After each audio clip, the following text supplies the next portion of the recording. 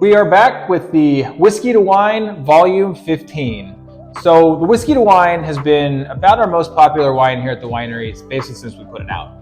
People love this wine. And so we know that we've had a few of these wine club parties before, and people say, hey, I don't have, 7 or 8, you guys didn't put this in the allotment, and we didn't realize that it was out yet, so we missed it.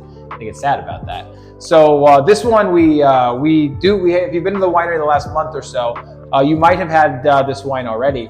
But that's just because we've been selling through this stuff so fast that we kind of have to keep putting them out, after the next one comes out. But we do have enough for this allotment here. It's been a cold January. There hasn't been a million, traffic in the tasting room or anything here. So we're putting the Whiskey to Wine 15 into your first allotment of 2024 here. This is a third Chamberson, a third Petit Syrah, and a third Cabernet Sauvignon. This one aged for about 7 months or so in a whiskey barrel. We have 3 different types of whiskey barrels in there. I can't remember what they are. You remember what they are? Jim Beam, Willet, and Buffalo Trace. Thank you.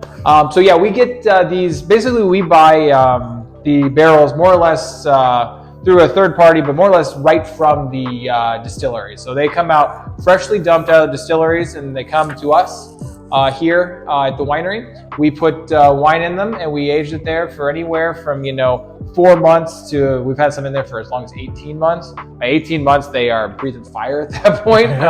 But so 7 months is a nice kind of happy medium there. And so we've done that, we're up to volume 15 now. So this is kind of the newest iteration of our Whiskey to Wine, which, Adam, what'd you think about it? It's good. If you liked the 13 or the 14, this is just a little different. It's got a little bit more fruit to it, but that whiskey flavor definitely comes through on the back end really well on the finish.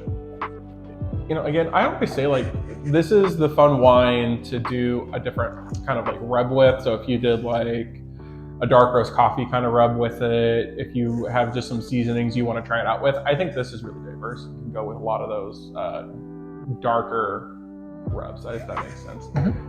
So not just Lowry seasoning, but some we play with it. We have a little bit more fun with it.